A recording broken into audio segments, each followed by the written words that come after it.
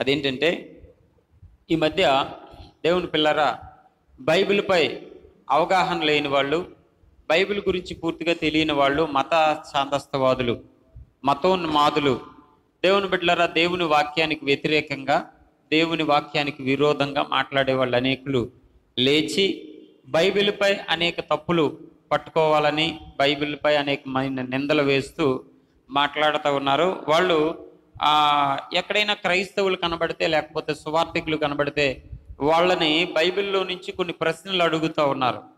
సాధారణంగా మరి విశ్వాసులు అందరికీ దేవుని వాక్యంలో లోతు తెలియకపోవచ్చు. అలా తెలియలేని వాళ్ళని వాళ్ళ మీదకి వెళ్ళి కొన్ని ప్రశ్నలు అడిగి యూట్యూబ్లో చాలా చోట్ల కొన్ని వీడియోలు పెట్టడం జరిగింది. ఆ వీడియోలు వాళ్ళు ఎలా పెడతారంటే, ప్రశ్నిస్తున్న హిందువులు, పారిపోతున్న క్రైస్తవులు అని చెప్పేసి వాళ్ళు వీడియో టైటిల్ పెట్టి ఒక్క ప్రశ్నకు కూడా సమాధానం చెప్పలేని క్రైస్తవులు అని చెప్పేసి క్రైస్తవుల మీద నింద మోపుతూ వీళ్ళకి బైబిల్ తెలియదని. ఇటీవల కాలంలో ఒక వ్యక్తి కూడా తన వీడియోలో ఇలా మాట్లాడాడు. అసలు క్రైస్తవులకి బైబిలే తెలీదు అన్నట్లుగా మాట్లాడాడు. క్రైస్తవులకు బైబిలే తెలీదు, బైబిల్లో ఎన్నో తప్పులు ఉన్నాయి, అవన్నీ వాళ్ళకి తెలియదు, పాస్టర్లు ఆ యొక్క మెసేజ్లు, ఆ బైబిల్లో ఉన్న తప్పులు వాళ్ళకి బోధించరు అని చెప్పి మాట్లాడడం జరిగింది. నిజానికి పాస్టర్లు ఎందుకు మాట్లాడరు? బైబిల్లో ఉన్న ప్రతి అంశాన్ని కూడా పాస్టర్లు మాట్లాడతారు విశ్వాసులతో. అయితే ఈరోజు నేను చెప్పబోయే అంశం ఏంటంటే, సాధారణంగా ప్రతి ఒక్కడు కూడా క్రైస్తవ్యం మీద వ్యతిరేకంగా మాట్లాడే ప్రతి ఒక్కడు కూడా తీసుకున్న పెద్ద అంశం ఏంటంటే, పాత నిబంధన గ్రంథంలో యెహోవా అనే దేవుడు చేసిన కార్యాలను, ఆ దేవుడు చేసిన యుద్ధాలను, చాలా అంశాలని తీసుకుని ఏమంటారంటే, యెహోవా ఇలాంటి పనులు చేసిన యెహోవా దేవుడు ఎలా అవుతాడు అని చెప్పేసి కొన్ని యెహోవా చేయించిన కార్యాలను, కొన్ని వచనాలను చూపిస్తూ బైబిల్ మీద నింద వేసేవాళ్ళు చాలా మంది ఉన్నారు. ఇప్పుడు నేను ఒక వచనాన్ని చూపించి వాక్యంలోకి నేను ముందుకు వెళ్తా ఉంటాను. కీర్తనల గ్రంథం 107వ కీర్తన మొదటి వచనాన్ని చదువుదాం. ఈ మెసేజ్ పూర్తిగా ఇక్కడ ఉన్న వాళ్ళు నేర్చుకోవడానికి, రెండోది యూట్యూబ్ ద్వారా, రెండోది ఫేస్బుక్ ద్వారా వింటున్న క్రైస్తవులకు, రెండోది మతోన్మాదులు ఎవరైతే ఉన్నారో బైబిల్ మీద ఇది తెలుసా అది తెలుసా అని చెప్పి ఫేస్బుక్లో వీటిల్లో మెసేజ్లు పెట్టే వాళ్ళు ఎవరున్నారో వాళ్ళతో ఈరోజు నేను సూటిగా మాట్లాడాలనుకుంటా ఉన్నాను. దేవుని బిడ్డలారా, ఈ కీర్తనల గ్రంథం 107వ కీర్తన మొదటి వచనాన్ని మనం గమనిస్తే అక్కడ ఒక మాట రాయబడి ఉంటుంది. యెహోవా దయాళుడు, ఆయనకు కృతజ్ఞతాస్తుతులు చెల్లించుడి, ఆయన కృప నిత్యముండును అనే మాట మనకు కనిపిస్తుంది. ఇక్కడ గమనించండి, ఏమని రాస్తుందంటే, యెహోవా ఎవరట? యెహోవా దయాళుడు, ఆయనకు కృతజ్ఞతాస్తుతులు చెల్లించుడి, ఆయన కృప నిత్యముండును అనే పదాన్ని మనం ఇక్కడ చూస్తా ఉన్నాం. గమనించండి, యెహోవా దయాళుడు అని బైబిల్ చెప్తుంది. కానీ చాలా మంది బైబిల్ గ్రంథంలో కొన్ని వచనాలు చూపిస్తూ యెహోవా దయాళుడు కాదు, యెహోవా క్రూరుడు అనేటట్లుగా మాట్లాడే వాళ్ళు ఉన్నారు. ఆ వచనాలు కూడా ఈ రోజున మీకు నేను చూపించాలని అనుకుంటున్నాను. యెహోవా ఎవరు? అసలు యెహోవా దేవుడు ఎందుకు అవుతాడు? యెహోవా దేవుడు అవడానికి ఆయన దగ్గర ఉన్న లక్షణాలు ఏంటి? అసలు యెహోవా బైబిల్ గ్రంథం ప్రకారంగా యెహోవా చేయించిన కార్యాలను బట్టి, అక్కడ ఉన్న మాటలను బట్టి ఆయన దేవుడు కాదు అని చెప్పే వాళ్ళకి నేను ఈ రోజున సూటిగా సమాధానం చెప్పాలనుకుంటా ఉన్నాను.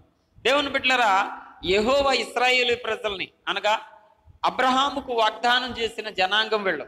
అబ్రహాముతో దేవుడు వాగ్దానం చేశాడు, నీ సంతానమును నేను హెచ్చిస్తాను అని. అబ్రహాము ద్వారా, ఇస్సాకు, యాకోబుల ద్వారా పుట్టుకొచ్చిన సంతానమే ఇశ్రాయేలీల జనాంగం. ఈ జనాంగాన్ని మొట్టమొదటిగా దేవుడు ప్రేమించినట్లుగా కనబడతా ఉంటది. చాలా మంది ఉద్దేశం ఏంటంటే, భూమి మీద ఉన్న మనుషులందరూ దేవుని పిల్లలే కదా, మరి ఇశ్రాయేలీలు మాత్రమే ప్రేమించడం ఏంటి, అందరినీ ప్రేమించాలి కదా అని చెప్పేసి చాలా మంది ఎక్కువచ్చిన. అయితే ఇశ్రాయేలీని ప్రేమించడానికి కారణం ఏంటంటే, భూమి మీద ఉన్న మనుషులందరూ ఆయన పిల్లలే, అందరినీ ఆయన ప్రేమిస్తా ఉన్నాడు. అందరి కోసం గాలి, నీరు, భూమి, ఆకాశం వీటన్నిటినీ అందరి కోసం సృష్టించాడు. ఒక సూర్యుడిని దేవుడు సృష్టించాడంటే, ఆ సూర్యుడు ఇశ్రాయేలీలకు మాత్రమే సూర్యుడు కాంతి తగలాలి, మిగతా వాళ్ళకి తగలకూడదు అని సృష్టించలేదు. వర్షం అందరి మీద కురిపిస్తా ఉన్నాడు. దేవుని బిడ్డలారా, వెలుగు గాలి, నీరు ఇవన్నీ అందరికీ చెందుతున్నాయి. మరి బైబిల్లో ఇశ్రాయేలీలనే ఎక్కువగా ప్రేమించినట్టు, ఇశ్రాయేలు నుంచి విడిపించినట్టు, ఇశ్రాయేలీల పక్షంగా ఆయన నుండి తోడుకుంటూ నడిపించినట్టు ఎందుకు బైబిల్లో రాసి ఉంటది అంటే, ఇశ్రాయేలీలు ప్రత్యేకంగా ప్రేమించడానికి గల ప్రత్యేకమైన కారణం ఏంటంటే, ఒకనాడు అబ్రహాము అనే వ్యక్తికి దేవుడిచ్చిన ఒక మాట. దేవుని బిడ్డలారా, మాట. దేవుడు ఎలాంటి వాడంటే మాట ఇచ్చి తప్పేవాడు కాదు. దేవుని పిల్లరా, ఆయన మాట ఇచ్చి నెరవేర్చుకునేవాడు గనక మాట ఇచ్చాడు ఒక వ్యక్తికి మోరియా పర్వతం మీద. దేవుని బిడ్డలారా, తన కన్న బిడ్డను కూడా తీసుకొచ్చి దేవుడికి బలివ్వడానికి వెనకాడని ఒక తండ్రిని చూసినప్పుడు దేవుడే చలించిపోయాడయాల, దేవుడే కదిలిపోయాడయాల, దేవుని మనస్సు కదిలిపోయింది ఆ రోజు. అసలు చాలా ఆశ్చర్యపడ్డాడు.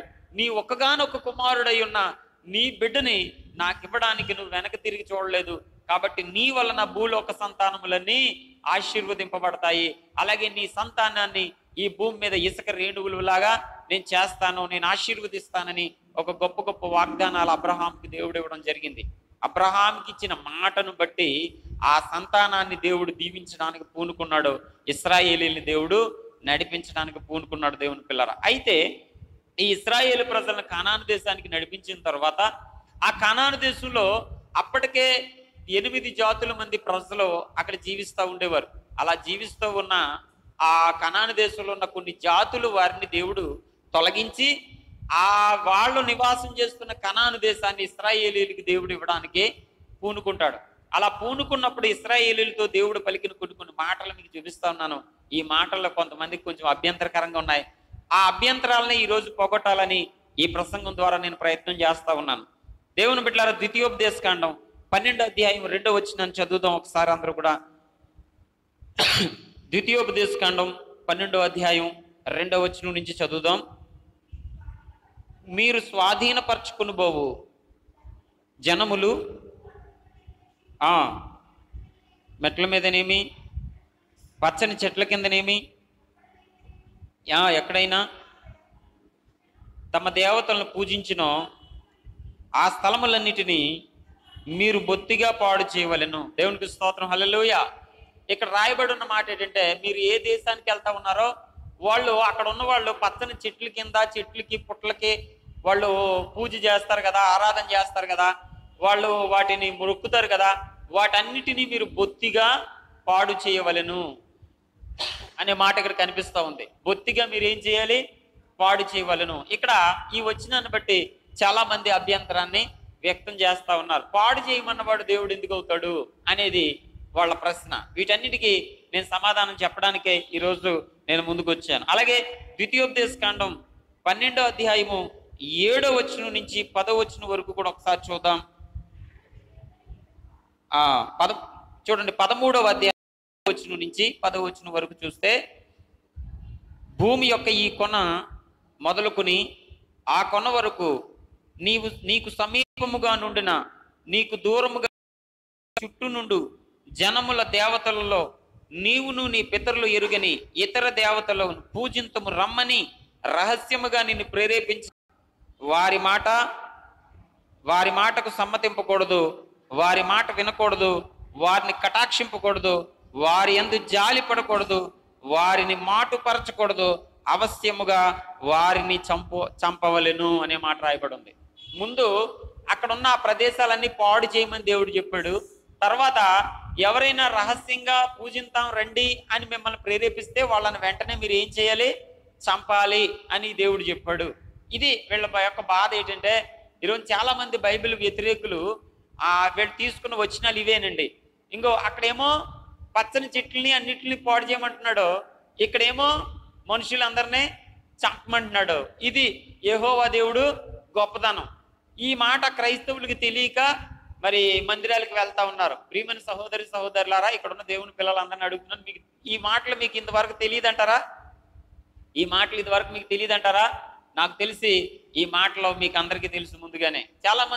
ఈరోజు చాలా మంది పిచ్చోళ్ళు అనుకుంటా ఉన్నారు, ఇది తెలియక చాలా మంది దేవుని మందిరాలకు వెళ్తా ఉన్నారు. ఇది తెలిస్తే గనక, మనం వెళ్ళి చెప్పేస్తే గనక వాళ్ళందరూ దేవుని మందిరాలు మానేస్తారు, వాళ్ళందరూ చర్చికి వెళ్ళడం మానేస్తారు అనుకుంటున్నారు పిచ్చోళ్ళు. ఎందుకంటే ఈ మాటలు ఆల్రెడీ మీకు తెలుసు అయినప్పటికీ కూడా నేను మరొకసారి ప్రస్తావిస్తా ఉన్నాను. దేవుని బిడ్డలారా, ఇంకా ఇంకా వీళ్ళు వ్యక్తపరిచే మాటలు ఇంకా కొన్ని కొన్ని బైబిల్లో యెహోవా దేవుడు ఎలా అవుతాడండి, ఈ దేవుడు బైబిల్ దేవుడు అసలు దేవుడు ఎలాగవుతాడు అని వాళ్ళు వంక పెట్టడానికి ఉన్న వచనాలు ఏంటంటే చూడండి, యెహోషువ గ్రంథం 6వ అధ్యాయం 21వ వచనాన్ని కూడా చదువుదాం.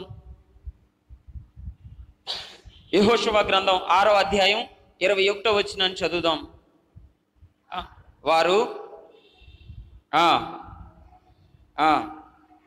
వారు పురుషులనేమి స్త్రీలనేమి చిన్న పెద్దలందరినీ, ఎద్దులను గొర్రెలను గాడిదలను ఆ పట్టణంలోని సమస్తమును కత్తివాత సంహరించిరి.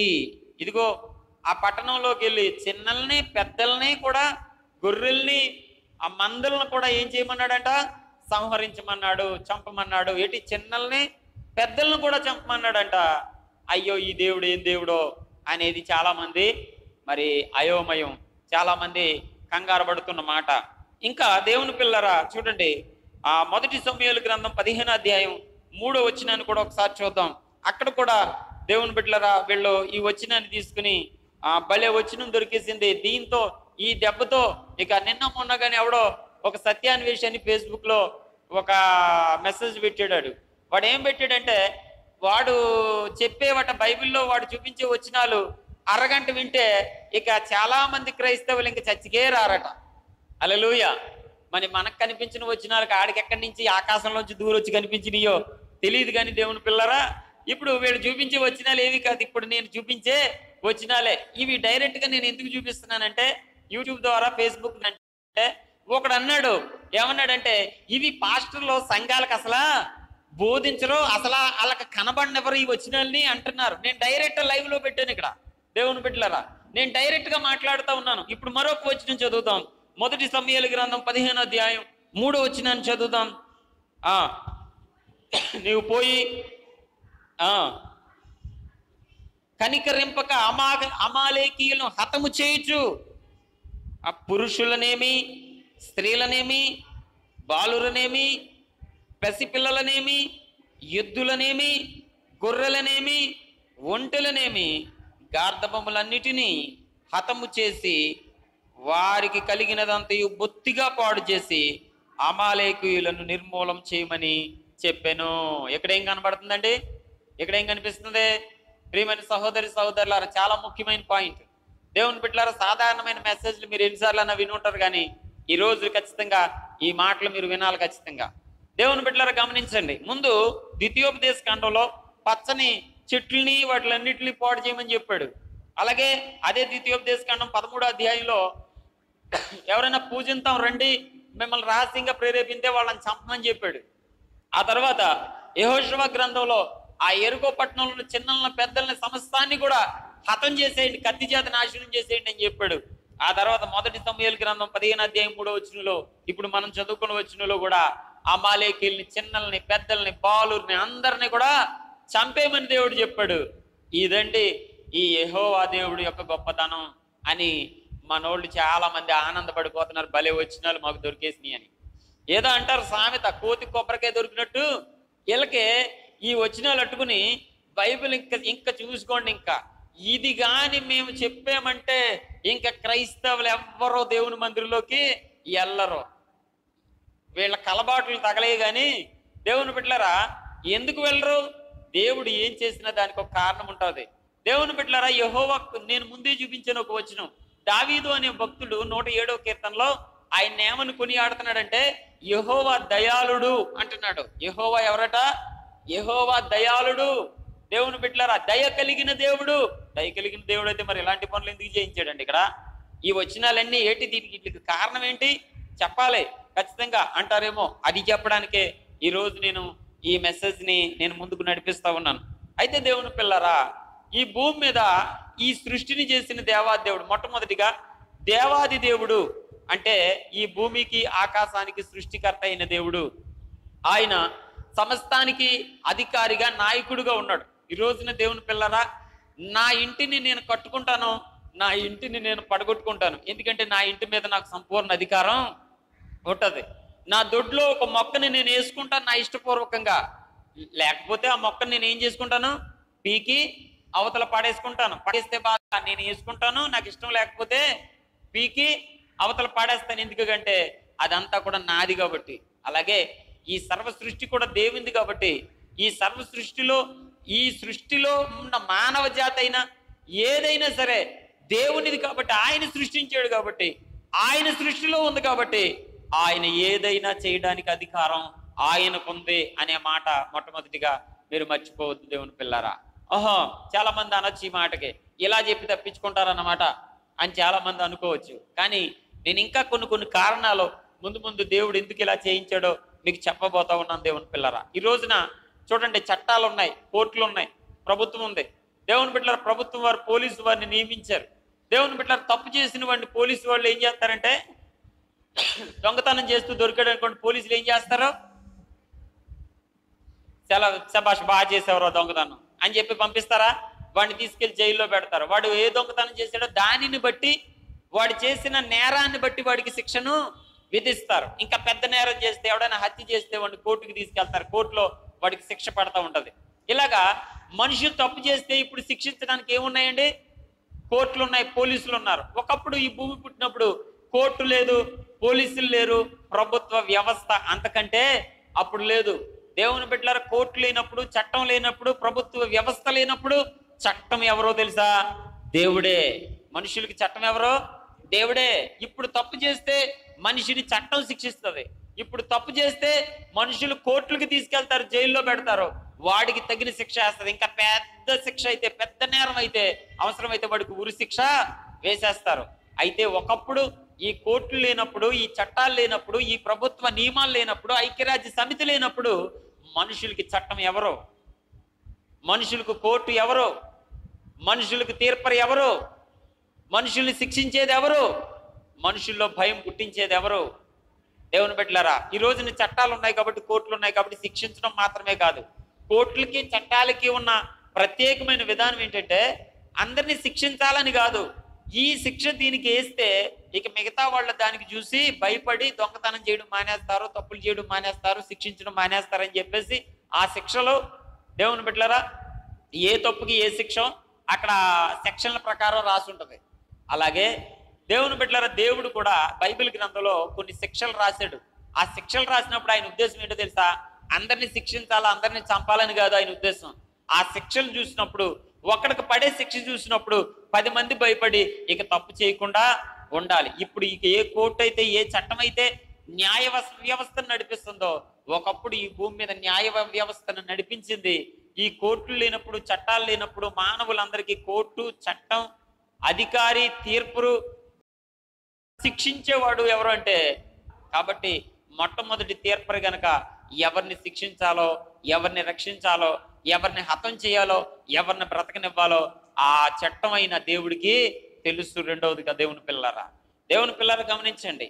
అంతేకాదు కానీ ఇప్పుడు ఇశ్రాయేలీలు అందరూ వెళ్ళి ఆ అమాలేకీలను కానీ, లేకపోతే కనాను దేశంలో ఉన్న ఆ దేవుని బిడ్డలారా 7-8 జాతుల ప్రజలను కానీ వెళ్ళి చంపేయమని దేవుడు ఎందుకు చెప్పాడు? కారణం ఏంటి అసలు? వాళ్ళందరినీ హతం చేసేయండి, వాళ్ళని నిర్మూలం చేసేయండి అని దేవుడు ఎందుకు చెప్పాడు? చిన్నలనేమి పెద్దలనేమి అందరినీ కూడా ఏం చేయాలంట? హతం చేసేయాలంట. అయ్యయ్యో, అదేంటండి, మనిషిని వెళ్ళి మనిషి చంపేయమంటాం ఏంటి? ఈ దేవుడు ఎలాగవుతాడు అంటారేమో దేవుని పిల్లరా.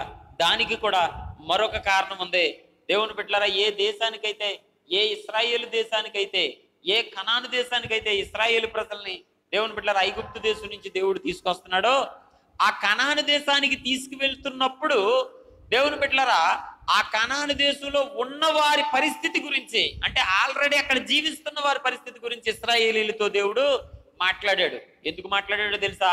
ఒకవేళ వాళ్ళకు కూడా అనుమానం ఉండుంటది, ఇప్పుడు దేవుడు మమ్మల్ని తీసుకెళ్తున్నాడో, మేము వెళ్ళి వాళ్ళందరినీ చంపేసి ఆ స్థలంలో మేము ఉండాలంట, పాపం వాళ్ళని చంపేయమంటాం ఏంటని వీళ్ళకు కూడా ఒక అనుమానం ఉంటే ఉండొచ్చు. అందుకే వాళ్ళకి దేవుడు చెప్తూ ఉన్నాడు, కొన్ని విషయాలు చెప్తూ ఉన్నాడు. దేవుని బిడ్డలారా చూడండి, లేవీ కాండము 18వ అధ్యాయము 24వ వచనం చూడండి. ఇశ్రాయేలీలతో వాళ్ళని ఎందుకు హతం చేయమంటున్నాడో, వాళ్ళని ఎందుకు నిర్మూలన చేయమంటున్నాడో దానికి కారణం చెప్తున్నాడు. చూడండి, లేవీ కాండం 18వ అధ్యాయం 24వ వచనం చదువుదాం.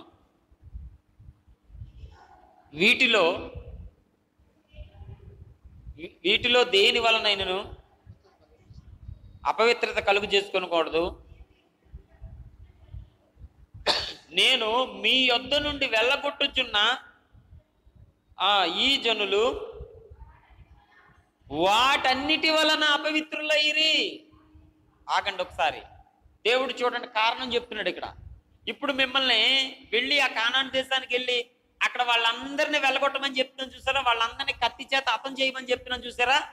ఇప్పుడు ఏ తప్పు అయితే నేను చేయొద్దన్నానో, ఏ పాపం అయితే మనిషిలో ఉండకూడదన్నానో, ఏ పాపం ఉంటే మానవ జాతి అంతరించిపోతుందని చెప్పానో, ఏ పాపం మనుషుల్లో ఉండకూడదని చెప్పానో, ఆ పాపాలన్నీ ఇప్పుడు ఎవరిలో ఉన్నాయి తెలుసా? మీరు వెళ్తున్న ఇశ్రాయేలీల దేశంలో మీరు వెళ్తున్న ఆ 7-8 ఆ జాతుల ప్రజల్లో ఆల్రెడీ వాళ్ళు అలాంటి తప్పులు చేస్తున్నారు, అలాంటి పాపాలు చేస్తున్నారు. ఎలాంటి పాపాలు చేస్తున్నారు వాళ్ళు? ఎలాంటి పాపాలు చేస్తున్నారు? ఎంత ఘోరమైన పాపాలు కలిగి ఉన్నారు వాళ్ళు అంటే, వాళ్ళు చేసే పాపం వాళ్ళతో పోయేది కాదు, వాడు చేసిన పాపం ఇంకో 10 మందిని నాశనం చేసే అంత ఘోరమైన పాపాలు వాళ్ళు చేస్తా ఉన్నారు. ఒకవేళ ఒక రైతు ఒక చేను చేస్తా ఉన్నప్పుడు ఆ చేలో వరిదిప్పులు ఉంటాయి. వరిదుప్పులు పక్క పక్కనే ఓడ్చకుండానే దేవుని బిడ్డలారా కలుపు మొక్కలు, ఊద దుప్పులు ఇలాంటివి వచ్చేస్తూ ఉంటాయి. అప్పుడు వీటితో పాటు అవి కూడా మొలిచినాయి కాబట్టి వాటిని కూడా కలిసి పెరగని అనుకుంటాడా రైతు? ఏం చేస్తాడు? వాటిని పీకేసి అవతల పడేస్తాడు. ఈ సమాజంలో కలుపు మొక్కలు లాంటి వాళ్ళు ఉన్నారు చాలా మంది. అలాంటి వాళ్ళు పీకేయకపోతే మంచి వాళ్ళు కూడా ఈ ఊద దుప్పులు పీకకపోతే, గడ్డి దుప్పులు పీకకపోతే వరి చేను ఏమైపోతుందో తెలుసండి? నాశనం అయిపోతుంది. ఈ వరి చేనుకి తెగులు పట్టుకుంటుంది. ఈ మంచి దుబ్బులన్నీ కూడా పంట పండవు. కాబట్టి ఆ మధ్యలో ఉన్న ఊద దుబ్బుల్ని, ఆ గడ్డి దుబ్బుల్ని ఏం చేయాలి? తీసి పాడేయాలి. ఇదే పని దేవుడు భూమి మీద ఒకప్పుడు చేశాడు. ఎలాంటి పాపాలు చేశారంట చూడండి. లేవికాండం 18వ అధ్యాయంలో మొదటి నుంచి 23వ వచనం వరకు మీరు ఇంటికి వెళ్ళి చదివితే అక్కడ ఎంత భయంకరంగా ఉంటుందంటే, ఎంత భయంకరమైన పాపాల గురించి అక్కడ రాస్తాడంటే, ఎంత భయంకరమైన విచిత్రమైన పాపాల గురించి అక్కడ రాస్తాడంటే చదవడానికే సిగ్గేస్తుంది అనమాట అండి. దేవుని బిడ్డలారా, దేవుని బిడ్డలారా సహోదరితో పోకూడదని, తల్లితో పోకూడదని, దేవుని బిడ్డలారా ఈ అక్రమ సంబంధాలు పెట్టుకోకూడదని, దేవుని బిడ్డలారా ఈ వరుస ఈ పెద్దమ్మ చిన్నమ్మ ఇలాంటి వాళ్ళు వరుస ఎలాంటి వరుసో ఇలాంటి వాళ్ళతో శరీర సంబంధాలు పెట్టుకోకూడదని, ఇంకా ఒక మనిషి జంతువుతో అక్రమ సంబంధం పెట్టుకోకూడదని, దేవుని బిడ్డలారా మగవాళ్ళు అక్రమ సంబంధం పెట్టుకోకూడదని, స్త్రీలు అక్రమ సంబంధం పెట్టుకోకూడదని, దేవుని పిల్లరా వీటన్నిటి గురించి స్పష్టంగా ఈ 18వ అధ్యాయం అంతా రాసుకుంటా వస్తాడు. అదంతా రాసిన తర్వాత అధ్యాయం చదివితే మన అందరికి ఎలా ఉంటదంటే, అయ్య బాబు ఇలాంటివి చెప్పాడు దేవుడు, ఇది చేయకూడదు అంటాడు. ఇది ఎవడు చేస్తాడు అసలు? ఇలాంటి పాపాలు ఎందుకు చేస్తారు అసలు అనిపిస్తుంది. కానీ కిందకు వస్తే అస్సలు కేరా పట్రా చెప్తాడు దేవుడు. ఇప్పుడు నేను చెప్పాను చూసారా, ఏ తప్పు చేయకూడదన్నానో, ఏ అక్రమ సంబంధం పెట్టుకోకూడదన్నానో, ఎలాంటి భయంకరమైన పాపం చేయకూడదన్నానో నేను చెప్పాను చూసారా, వీటన్నిటి వలన వారు అపవిత్రులైరి. హల్లెలూయా. ఎంత భయంకరమైన తప్పులన్నీ ఎవరు చేశారంట అంటే, ఎలాంటి భయంకరమైన తప్పులు చేశారు వీళ్ళు? ఏకంగా మనుషులే కాకుండా జంతువులు కూడా, మనుషులు కూడా అక్రమ సంబంధాలు పెట్టుకునే అంత భయంకరమైన తప్పులు చేస్తా ఉన్నారు అక్కడ. ఆ కనాన్ దేశంలో ఉన్న వాళ్ళు ఏం చేస్తున్నారు మీకు అర్థమైందా? ఇప్పుడు ఒక మనిషి చూడండి, చాలా భయంకరమైన తెగుళ్ళు ఉన్నాయి ఈ భూమి మీద. హెచ్ఐవి అనే ఒక తెగులు దేవుని బిడ్డలారా ప్రపంచాన్ని కుదిపేసి అన్ని ప్రాంతాల్లో విస్తరించిపోయింది. HIV, AIDS.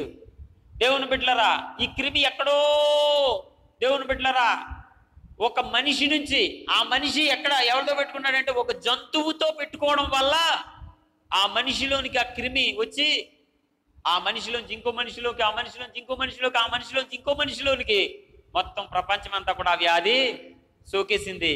కొన్ని వేల మంది, లక్షల మంది, కోట్ల మంది నశించిపోయారు. ఇలాంటి వ్యాధులు, ఈ వ్యాధులు భూమి మీద వచ్చినాయి దేవుని పిల్లరా.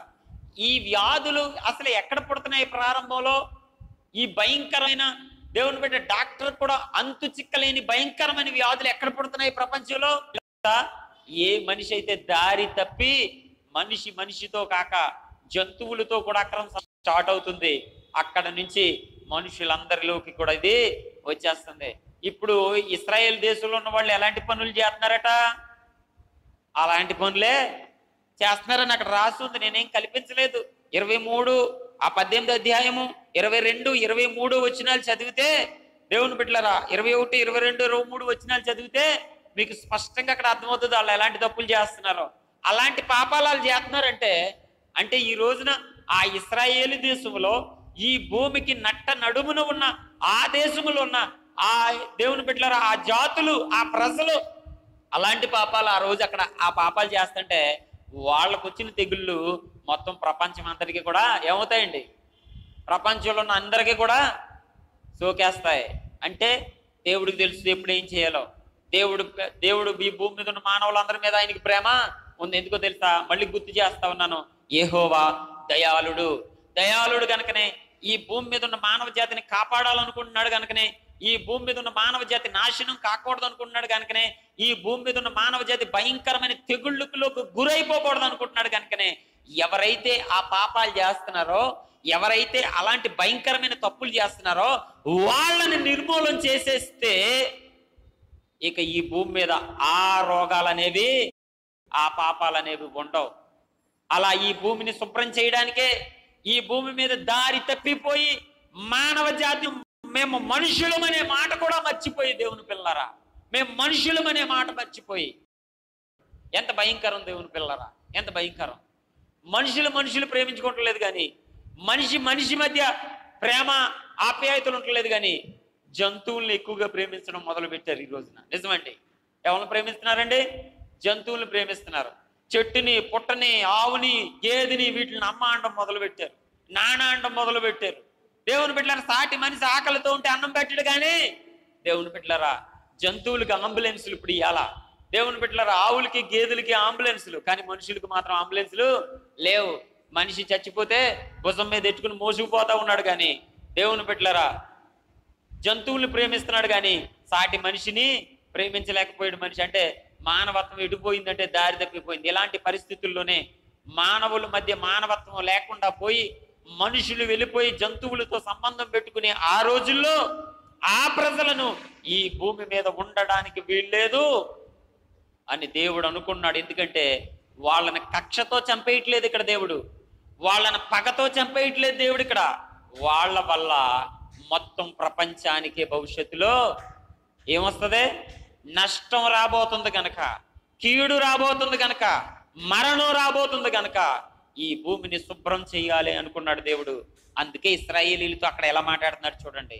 వారు వీటన్నిటి వలన అపవిత్రులైరి అని రాసింది చూడండి.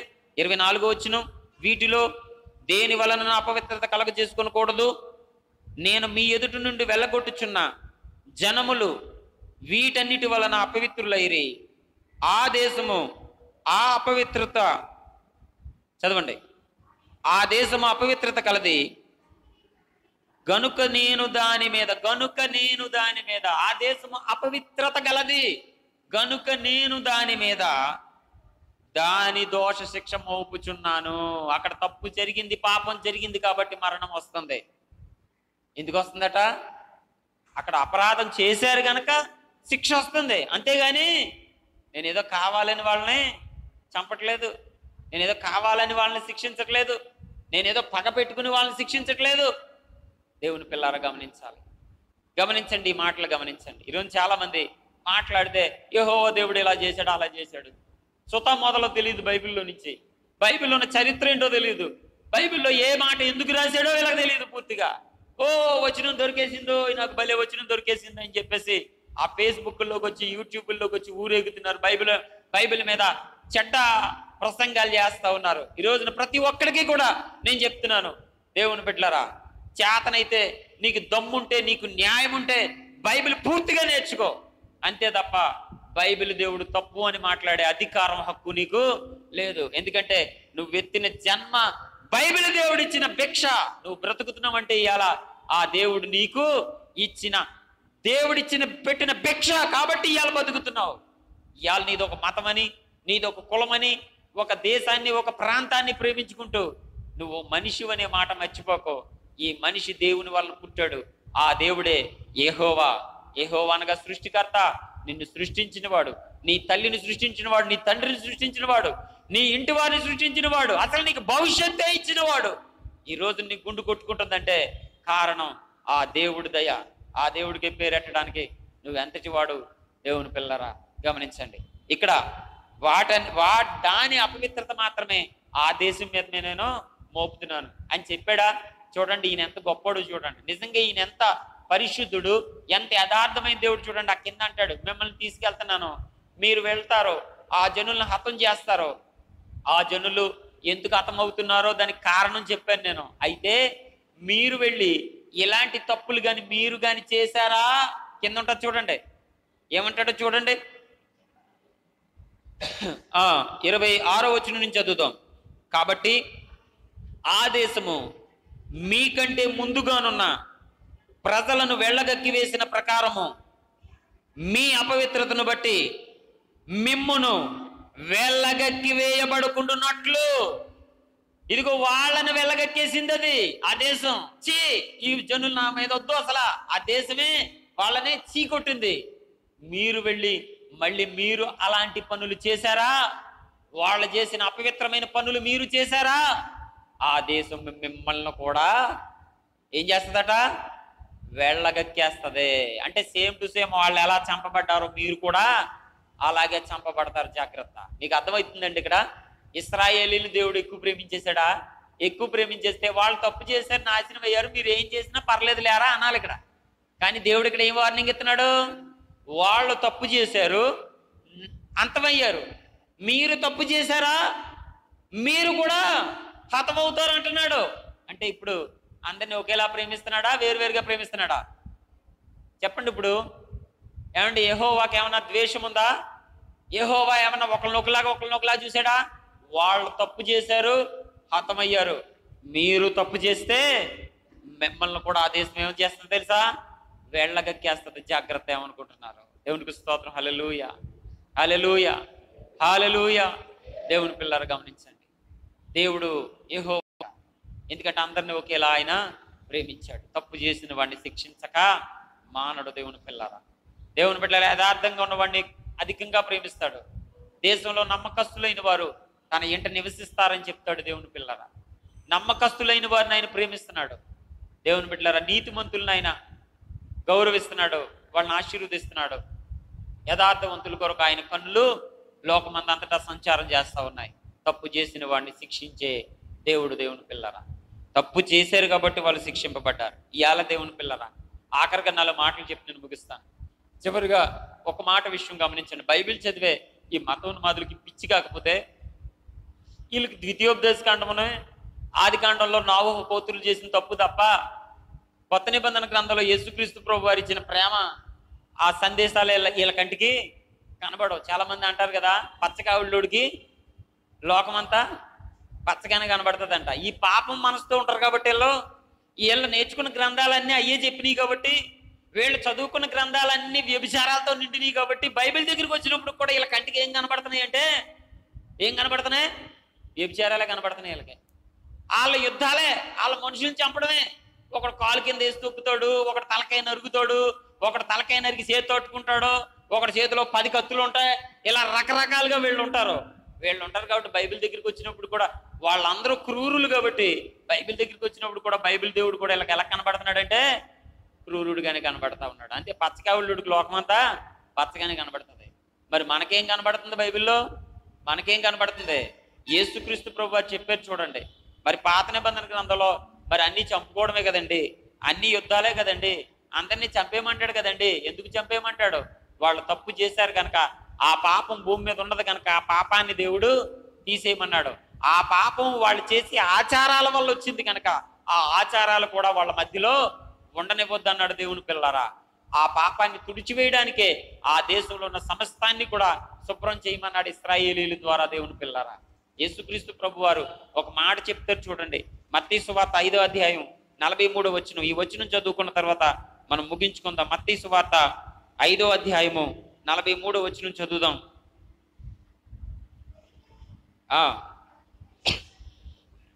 మత్తయి సువార్త 5వ అధ్యాయం 43వ వచనం. నీ పొరుగు వాణ్ణి ప్రేమించి నీ శత్రువుని ద్వేషించమని చెప్పిన మాట మీరు విని ఉన్నారు కదా. చూడండి ఇక్కడ యేసుక్రీస్తు ప్రభు వారి ప్రేమతత్వం చూడండి. ఇదిగో మీరు విన్నారు, ఏం విన్నారు? పాత నిబంధన అనేది మీరు చదివారు, పాత నిబంధన అనేది మీరు విన్నారు. పాత నిబంధనలు ఏముంటదంటే, ఇదిగో నీ యొక్క పొరుగువాన్ని ప్రేమించి నీ శత్రువుని ద్వేషించమని ఉంటది. అది మీరు విన్నారు. ఏసు కాదంటలేదు ఇక్కడ. నీ శత్రువుని ద్వేషించమని పాత నిబంధనలు ఉంది, నీ శత్రువుని కొట్టమని పాత నిబంధనలు ఉంది, నీ తప్పు చేసిన వాడిని శిక్షించమని పాత నిబంధనలు ఉంది. ఇప్పుడు నేను చెప్తున్నాను వినండి. ఇప్పుడు నేనేం చెప్తున్నాను తెలుసా? నీ పొరుగువాన్నే కాదు, నీ శత్రువును కూడా నువ్వు ప్రేమించాలి. ఇవాళ బుద్ధి లేని ఈ మతోన్మాదులు, సిగ్గులేని ఈ మతోన్మాదులు క్రైస్తవుల దగ్గరికి వచ్చి, మరి పాత నిబంధనలో మరి వాళ్ళని చంపేమని ఉంది కదా, పాత నిబంధనలో అందరినీ నరికేమని ఉంది కదా, మీరు అందరూ వచ్చి మమ్మల్ని చంపేస్తారా అని అడుగుతున్నాడు ఒక అతను. దేవుని బిడ్డలారా, ఇప్పుడు బుద్ధి లేడు కాబట్టి కొత్త నిబంధనలు వేసి ఏం చెప్తున్నాడు? కొత్త నిబంధన క్రైస్తవులకి ఏం చెప్తున్నాడు? మనం పాటించేది నిబంధన అండి. మనం పాటించేది ఏంటి? మరి పాత నిబంధన ఎందుకంటారు? పాత నిబంధన ఎందుకు చదువుతున్నాం? పాత నిబంధన కొత్త నిబంధన విషయంలో ఒక విషయం తెలుసుకోవాలి మనం. ఒకటి, పాత నిబంధన ఇలా జరిగింది అని తెలుసుకోవడానికి, చరిత్ర ఇలా జరిగింది అని తెలుసుకోవడానికి మాత్రమే. మరి కొత్త నిబంధన ఎలా జీవించాలో తెలుసుకోవడానికి. పాత నిబంధన దేనికి? ఇలా జరిగింది, ఇది చరిత్ర, గతంలో ఇవన్నీ జరిగినాయి అని తెలుసుకోవడానికి చరిత్ర. మరి కొత్త నిబంధన మనం ఎలా జీవించాలో తెలుసుకోవడానికి కొత్త నిబంధన. ఇప్పుడు క్రైస్తవులు అందరూ కూడా దేన్ని పాటిస్తారు? కొత్త నిబంధన పాటిస్తారు. కొత్త నిబంధనల బైబిల్లో యేసుక్రీస్తు ప్రభువారు ఏం చెప్తున్నాడు? పాత నిబంధనలు అయితే నీ శత్రువుని ద్వేషించమని ఉంది. ఇప్పుడు నేను చెప్తున్నాను, నీ శత్రువును కూడా నువ్వు ప్రేమించాలి. ఈ ప్రపంచ చరిత్రలో ఏ దేవుడు చెప్పాడు ఇంత మంచి మాట? శత్రువును కూడా ప్రేమించు, శత్రువు కొరకు ప్రార్థన చేయి, నీకున్న దాంట్లోంచి కొంత తీసి ఇచ్చేయి. ఇదిగో నీకు 2 అంగీలు ఉంటే ఒక అంగీ పక్కవాడికి ఇచ్చేయి, పేదవాడిని చూడు, ఒకరినొకరు ప్రేమించుకోండి, అందరి కొరకు ప్రార్థన చేయండి, నీ అధికారుల కోసం, నీ దేశం కోసం ప్రార్థన చేయి, అందరి కోసం తగ్గింపు కలిగి జీవించు, ప్రేమ కలిగి జీవించండి అని చెప్పిన ఒక మంచి బైబిల్ అండి ఇది. దేవుని పిల్లరా, ఈ రోజున క్రైస్తవ్యం ప్రపంచానికి దేవుడిచ్చిన ఒక వరం. నన్ను అడిగితే ప్రపంచానికి దేవుడిచ్చిన ఒక మార్గదర్శకం క్రైస్తవ్యం అంటే. క్రైస్తవ్యం లేకపోతే ఈ ప్రపంచంలో నీతి నియమాలు లేవు. నన్ను అడిగితే బైబిల్ లేకపోతే అసలు రూలే లేదు. అసలు బైబిల్, ఈ లోకంలో రూల్సే లేవు. అసలు రూల్స్ అండ్ రెగ్యులేషన్స్ ఈ రోజున ఉన్నాయంటే, మనిషి ఇంకా చట్టాలకు భయపడుతున్నాడంటే, మనిషి ఇంకా అయ్యో దేవుడు ఉన్నాడని భయపడుతున్నాడంటే దానికి కారణం ఏంటో తెలుసా? బైబిల్ గ్రంథం. బైబిల్ మాత్రమే మనిషిని మార్చగలదు, బైబిల్ మాత్రమే మనిషిని రక్షించగలదు, బైబిల్ మాత్రమే మనిషిలో ఉన్న చెడ్డను తీసివేయగలదు, బైబిల్ మాత్రమే ప్రపంచానికి మంచిని బోధించగలదు. That is Bible.